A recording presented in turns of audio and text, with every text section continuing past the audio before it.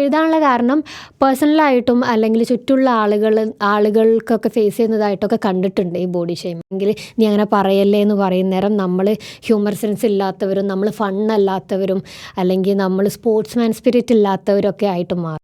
എന്താ ഒന്നും കഴിക്കലില്ലേ, എന്തെങ്ങനെ ഉണങ്ങി നിൽക്കണത്. അപ്പോൾ അപ്പോൾ ഐ വാസ് ലൈക്ക് ഡൂഡ്, ഇതല്ല അതിനുള്ള ഒക്കേഷൻ. അല്ലെങ്കിൽ ആൻഡ് ഇതെന്തിനാ ആൾക്കാരിങ്ങനെ കൺസേൺഡ് ആയിട്ടിരിക്കണം.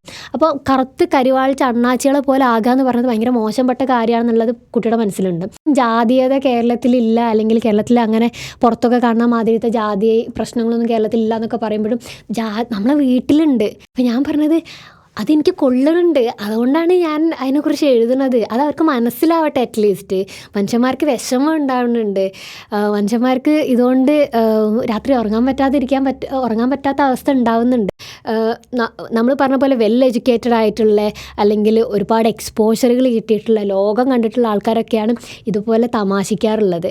എനിക്ക് പറയാനുള്ളത്, വി ഹാവ് ടു ടോക്ക്, അല്ലെങ്കിൽ നമ്മൾ കീപ്പ് ഓൺ ഇതിനെക്കുറിച്ച് സംസാരിച്ചുകൊണ്ടേ ഇരിക്കണം. ആൾക്കാരുടെ മൈൻഡിൽ നിങ്ങൾ പറയുന്നത് തെറ്റാണ്, അല്ലെങ്കിൽ you need to change your mind എന്നുള്ളൊരു സാധനം നമ്മൾ കൊണ്ടുവരേണ്ടതായിട്ടുണ്ട്.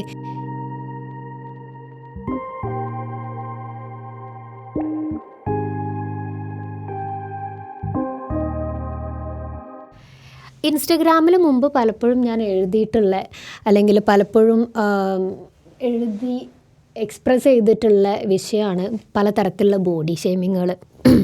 കാരണം എന്താണെന്ന് വെച്ചാൽ അത് എഴുതാനുള്ള കാരണം പേഴ്സണലായിട്ടും അല്ലെങ്കിൽ ചുറ്റുള്ള ആളുകൾക്കൊക്കെ ഫേസ് ചെയ്യുന്നതായിട്ടൊക്കെ കണ്ടിട്ടുണ്ട് ഈ ബോഡി ഷേമിങ് പലതരത്തിൽ. ഇപ്പം വെരി നോർമലാണ് ഇന്ന് ബോഡി ഷെയിം ചെയ്യുന്നത്. നമ്മളിപ്പം അതിനെതിരെ സംസാരിക്കുമ്പോൾ അല്ലെങ്കിൽ നീ അങ്ങനെ പറയല്ലേ എന്ന് പറയുന്നേരം നമ്മൾ ഹ്യൂമർ സെൻസ് ഇല്ലാത്തവരും നമ്മൾ ഫണ്ണല്ലാത്തവരും അല്ലെങ്കിൽ നമ്മൾ സ്പോർട്സ്മാൻ സ്പിരിറ്റ് ഇല്ലാത്തവരൊക്കെ ആയിട്ട് മാറും.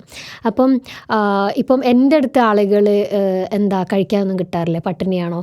അപ്പം എനിക്ക് ഓർമ്മയുണ്ട്, എൻ്റെ റിലേറ്റീവ് എൻ്റെ ഒരു മരണം ഡെത്ത് മരിച്ചിട്ടുണ്ടായി. അപ്പം ആ ഒരു മരിച്ച വീട്ടിൽ പോയ സമയത്ത് കുറേ കാലങ്ങൾക്ക് ശേഷം ഞാൻ എൻ്റെ വേറൊരു റിലേറ്റീവിനെ കണ്ടു.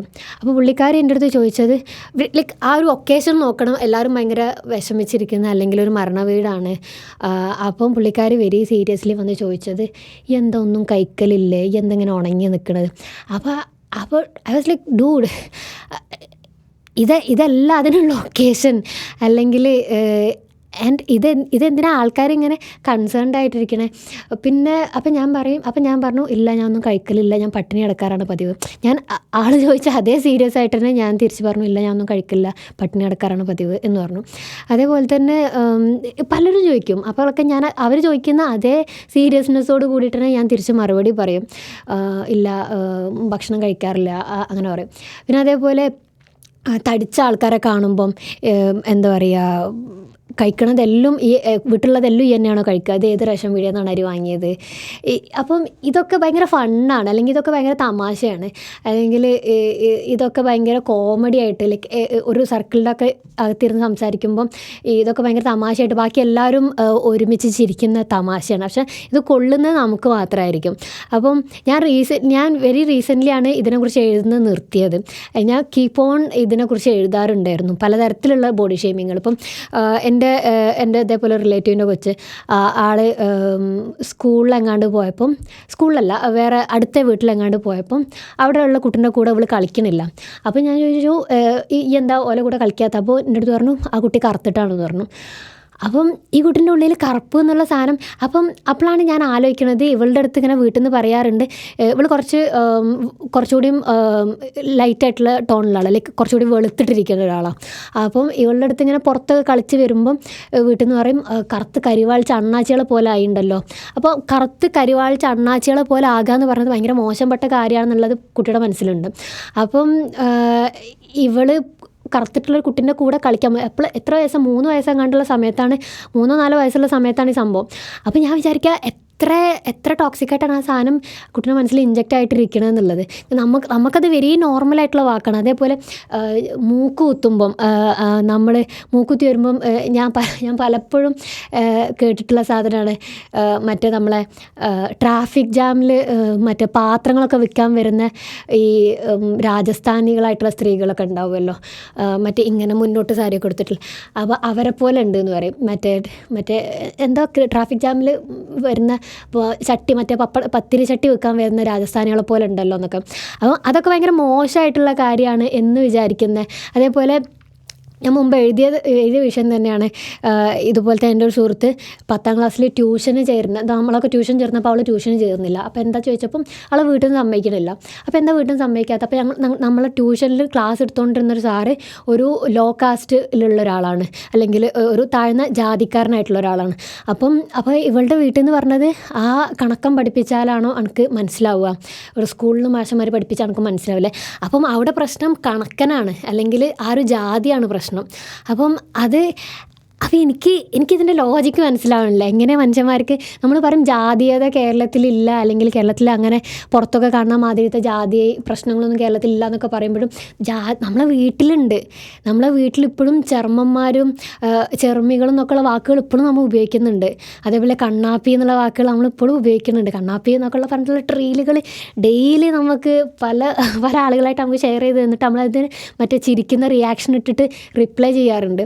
അപ്പം ചെറ്റ ഒക്കെ ഇതുപോലത്തെ വാക്കുകൾ നമ്മൾ എപ്പോഴും ഉപയോഗിക്കാറുണ്ട്, നമ്മൾ തെറിയായിട്ടൊക്കെ ഉപയോഗിക്കാറുണ്ട്. പക്ഷേ അതിൻ്റെയൊക്കെ പിറകിലുള്ള പൊളിറ്റിക്സൊക്കെ നമ്മൾ സംസാരിച്ച് തുടങ്ങിയാൽ നമ്മൾ ഭയങ്കര സീരിയസ് ആയിട്ടുള്ള മനുഷ്യന്മാർ, നമ്മൾ ഫണ്ണല്ലാത്തവരൊക്കെ ആയി മാറുന്നുണ്ട്. ഇത് റീസെൻ്റ്ലി എൻ്റെ സുഹൃത്ത് ഞാനിങ്ങനെ എഴുതിയത് പോസ്റ്റ് ചെയ്തപ്പം എൻ്റെ അടുത്ത് പറഞ്ഞു, നീ ഇങ്ങനെ എഴുതല്ലേ, കാരണം ഇങ്ങനെ എഴുതുമ്പം നമ്മളെ ബോഡി ഷെയിം ചെയ്യുന്ന ആളുകൾക്ക് ഓക്കത് കൊള്ളണുണ്ട്, അല്ലെങ്കിൽ നമ്മൾ അത് ഇങ്ങനെ നമ്മൾ ബോഡി ഷെയിം ചെയ്യുന്ന ആൾക്കാർക്കൊരു പ്ലസ്സാണ്, ലൈക്ക് അത് അവർ പറയുന്നത് നമുക്ക് ഏൽക്കണുണ്ടെന്നുള്ളത് അവർക്ക് മനസ്സിലാവുന്നുണ്ട്. അപ്പോൾ ഞാൻ പറഞ്ഞത് അതെനിക്ക് കൊള്ളുന്നുണ്ട്, അതുകൊണ്ടാണ് ഞാൻ അതിനെക്കുറിച്ച് എഴുതുന്നത്. അത് അവർക്ക് മനസ്സിലാവട്ടെ. അറ്റ്ലീസ്റ്റ് മനുഷ്യന്മാർക്ക് വിഷമം ഉണ്ടാവുന്നുണ്ട്, മനുഷ്യന്മാർക്ക് ഇതുകൊണ്ട് രാത്രി ഉറങ്ങാൻ പറ്റാത്ത അവസ്ഥ ഉണ്ടാവുന്നുണ്ട്. ഒരു പോയിൻ്റ് കഴിയുമ്പോൾ എല്ലാത്തിനും ഒരു ലിമിറ്റ് ഉണ്ട് നമ്മൾ പറയുമല്ലോ. അപ്പം ഞാൻ എൻ്റെ ഫ്രണ്ട്സിൻ്റെ അടുത്തൊക്കെ പറയാറുണ്ട്, എല്ലാ തമാശക്കും ഒരു ലിമിറ്റ് ഉണ്ട്, ആ ഒരു ലിമിറ്റ് കഴിഞ്ഞ് കഴിഞ്ഞാൽ അത് തമാശയല്ല. അപ്പം അപ്പോഴൊക്കെ നമ്മൾ സ്പോർട്സ്മാൻ സ്പിരിറ്റ് ഇല്ലാത്ത ആളുകളായിട്ട് മാറുകയാണ്. പക്ഷേ ഞാൻ ഇപ്പോഴും പറയണു, നമ്മളൊന്ന് ആ പോയിന്റിൽ നിന്നിട്ട് ചിന്തിച്ചാൽ തീരാവുന്ന പ്രശ്നമേ ഉള്ളൂ. മറ്റേ ഏതൊരു ഡയലോഗിൽ പറഞ്ഞ പോലെ എതിരെ നിൽക്കുന്ന ആളുടെ മനസ്സൊന്ന് അറിയാൻ പറ്റിയാൽ മതി എന്ന് പറയുമല്ലോ, അത്രേനേ ഉള്ളൂ. കാരണം ഇത് ചില്ലറ കാര്യമല്ല. കാരണം നമ്മളെ ബോഡീനെ പറ്റിയിട്ട് നമ്മൾ അത്രയും ഇൻസെക്യൂർ ആകുന്നുണ്ട്. പുറത്തോട്ട് ഇറങ്ങുമ്പം ആൾക്കാർ നമ്മളെ നോക്കുന്നത് ആ രീതിയിലാണോ എന്ന് ചിന്തിക്കുന്ന തരത്തിലേക്ക് വരെ നമ്മൾ ഇൻസെക്യൂർ ആകുന്നുണ്ട്. കാരണം ഈ ആളുകൾ വല്ലവരും വന്ന് പറയുന്നതും നമ്മൾ അടുത്ത് നിൽക്കുന്ന ആളുകൾ വന്ന് പറയുന്നതും രണ്ടും ഡിഫറെൻ്റാണ്. ഇപ്പം നമ്മളെ കുടുംബത്തിലുള്ള ആളുകൾ വന്നിട്ട് നമ്മളെ പുച്ഛിക്കുമ്പോൾ, കളിയാക്കുമ്പം, നമ്മളെ ബോഡി ഷെയിം ചെയ്യുമ്പോഴൊക്കെ അത് നമുക്ക് കൊള്ളുന്നതും, വഴി പോകുന്ന ആൾ വന്നിട്ട് എന്താണ് ഇങ്ങനെ മെലിഞ്ഞിട്ടിരിക്കണേ, കുറച്ച് ഇന്നത് കഴിച്ചൂടെ, കുറച്ച് മറ്റേ ജ്യൂസ് ഷെയ്ക്ക് ഉണ്ടാക്കി കുടിച്ചൂടെ, രാവിലെ ജിമ്മിൽ പൊക്കൂടെ, ഡയറ്റ് നോക്കിക്കൂടെ എന്നൊക്കെ നമ്മളടുത്ത് പറയുമ്പം സജസ്റ്റ് ചെയ്യുന്ന നേരം അത് ചിലപ്പോൾ നമുക്ക് അത്ര കൊള്ളുന്നുണ്ടാവില്ല. കാരണം അത് വഴി കൂടെ പോയ ഏതോ അയാളുടെ വിഷമം തീർത്ത് പോയി, അത്രയേ ഉള്ളൂ.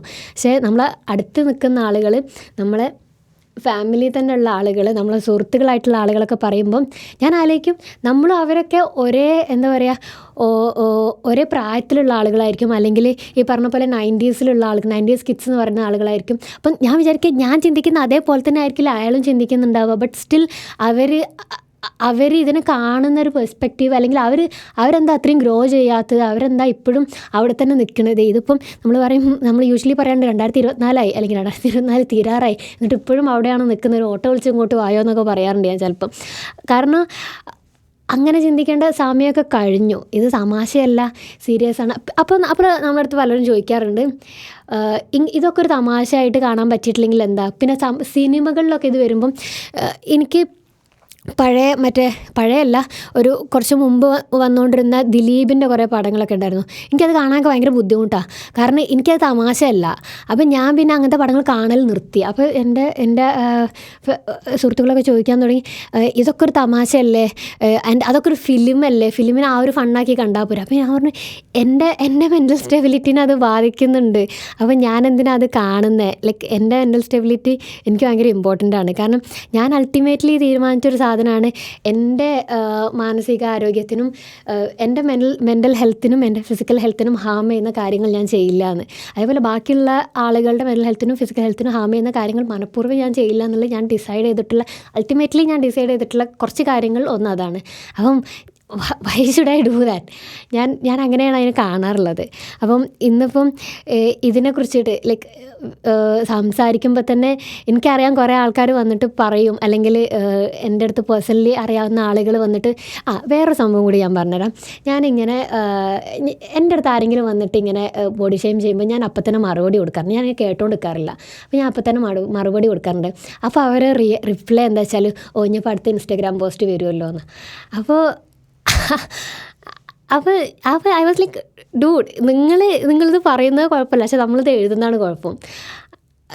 പക്ഷേ എനിക്ക് അതിൻ്റെ ലോജിക്ക് ഇപ്പോഴും മനസ്സിലാവില്ല. കാരണം നമ്മൾ പറഞ്ഞ പോലെ വെൽ എഡ്യൂക്കേറ്റഡ് ആയിട്ടുള്ള, അല്ലെങ്കിൽ ഒരുപാട് എക്സ്പോഷറുകൾ കിട്ടിയിട്ടുള്ള, ലോകം കണ്ടിട്ടുള്ള ആൾക്കാരൊക്കെയാണ് ഇതുപോലെ തമാശിക്കാറുള്ളത്. മെലിഞ്ഞവർ ഈർക്കിളി കൊള്ളികളായിട്ടും, തടിച്ചവർ വീപ്പക്കുറ്റികളായിട്ടും, വെളുത്തവർ സായിപ്പിനുണ്ടായവരായിട്ടും, കറുത്തവർ നീഗ്രോ ആയിട്ടൊക്കെ നമ്മൾ തമാശിക്കുമ്പം അത് അവരുടെ ഉള്ളിൽ ഉണ്ടാക്കുന്ന മുറിവുകൾ ഭയങ്കര വലുതാണ്. അതുകൊണ്ട് തന്നെ ഞാനിപ്പോൾ കഴിഞ്ഞ ദിവസം ഒരു വീഡിയോ കണ്ടിട്ടുണ്ടായിരുന്നു. ഈ സ്കിൻ റിലേറ്റഡ് ആയിട്ട് ഡെർമറ്റോളജിസ്റ്റുകളുടെ അടുത്തൊക്കെ വന്നിട്ട് മക്കളെ കൊണ്ടുവന്നിട്ട് 2 മക്കളുണ്ടായാലും ഒരു കുട്ടി നല്ല കുറച്ചുകൂടി ഫെയർ ആയിട്ടുള്ള കുട്ടിയും മറ്റേ കുട്ടി കുറച്ച് ഡാർക്ക് സ്കിൻ ആയിട്ടുള്ള കുട്ടിയാകുമ്പോൾ ആ കൊച്ചിനെ കൂടെ ഇങ്ങനെ കുറച്ചുകൂടി ഫെയർ ആക്കാൻ വേണ്ടിയിട്ട് പാരൻസ് വരുന്ന ഇൻസിഡൻസ് ഒക്കെ പറഞ്ഞിട്ട്, അപ്പം ആ കൊച്ച് അതിൻ്റെ ബ്യൂട്ടിയിൽ അങ്ങനെ ഇരുന്നോട്ടെ എന്ന് വിചാരിക്കാൻ പറ്റാത്ത ഫാമിലിയാണ് നമ്മൾ ചുറ്റുമുള്ളത്. അല്ലെങ്കിൽ അങ്ങനെ കാണാൻ പറ്റാത്ത ആളുകളെ ഇടയിലാണ് നമ്മൾ ജീവിക്കുന്നത്.